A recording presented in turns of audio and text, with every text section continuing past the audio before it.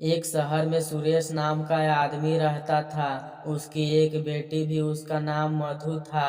सुरेश की टेलर की दुकान थी। मधु भी उसका साथ में हाथ बटाती थी, जैसे कि बटन टाकना, प्रेस करना आदि। एक दिन सुरेश ने मधु से कहा, अब तुम्हारी शादी की उम्र हो गई है और उसको भी अब सिलाई सीख लेनी चाहिए।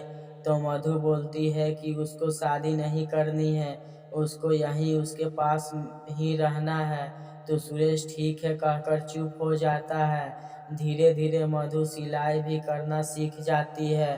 एक दिन वो दुकान पर सिलाई कर रही रहती है तो वहाँ पर प्रदीप आता है। वो उसको देखकर उसको पसंद कर लेता है और सुरेश से उसका हाथ मांग लेता है। तो सुरेश भी अच्छा लड़का देखकर हाँ कर देता है। दोनों की शादी हो जाती है और मधु अपनी ससुराल आ जाती है। कुछ महीने बाद वो गर्भवती हो जाती है। वह एक बेटी को जन्म देती है और बहुत खुश होती है। तभी प्रदीप वहां आकर उसको बोलता है कि मुझे एक लड़का चाहिए था और तूने एक लड़की पैदा कर दी। वो कहती है क्या हुआ, यह भी तो हमारी ही बेटी है। वो कुछ भी सुनता नहीं और वहां से चला जाता है। फिर वहां सुरेश आता है और मधु उसे सारी बात बताती है। वो तो उसको बोलता है कि मैं प्रदीप को जाकर समझाऊंगा, तू परेशान मत हो।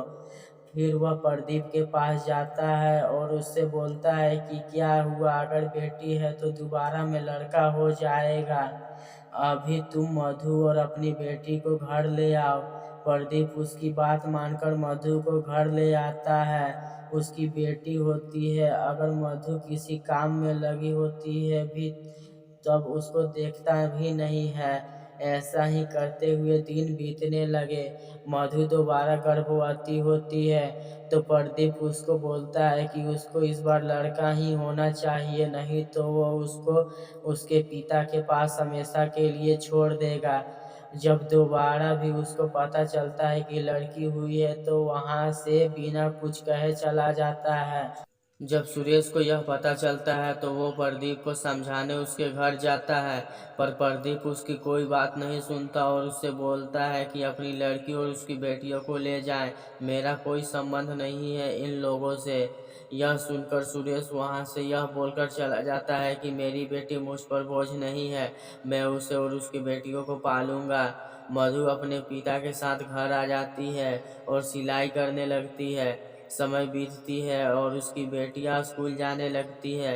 मधु और उसके पिता जी तोड़कर मेहनत करते हैं, पर एक दिन सुरेश इस दुनिया को छोड़कर चला जाता है और मधु अकेली रह जाती है।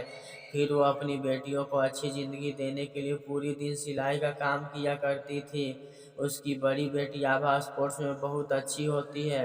उसके टीचर एक दिन मधु को बुलाकर कहते हैं कि आभा एक बहुत अच्छी धावक है, हमें आपकी स्थिति का पता है, फिर भी आप उसका साथ देंगी तो वो बहुत आगे जाएगी। मधु यह सुनकर बहुत खुश होती है और अब पहले से ज़्यादा काम करने लगती है, जिससे वो आभा को अच्छे से रेस के लिए तैयार कर सके। वह दूध, दही, मेवे, पौष्टिक खाना सब आभा को टाइम से देने लगती है। उसका नतीजा यही है कि मधु और आभा की मेहनत रंग लाई। आभा ने स्टेट लेवल चैंपियनशिप में प्रथम स्थान प्राप्त किया। उसकी फोटो अखबार में छपी तो प्रदीप आभा और मधु की फोटो को अखबार में देखकर यह सोचता है कि अगर मैंने मधु को निकाला ना होता तो आज मेरी भी फोटो इन लोगों के साथ होती। पर अब माफी मांगकर भी कुछ नहीं हो सकता था। दोस्तों, इस कहानी के माध्यम से हमें यही सीख मिलती है कि आज की बेटियां समाज के लिए कितनी काम में आ सकती है।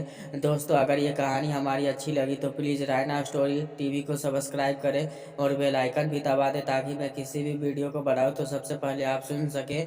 धन्यवाद।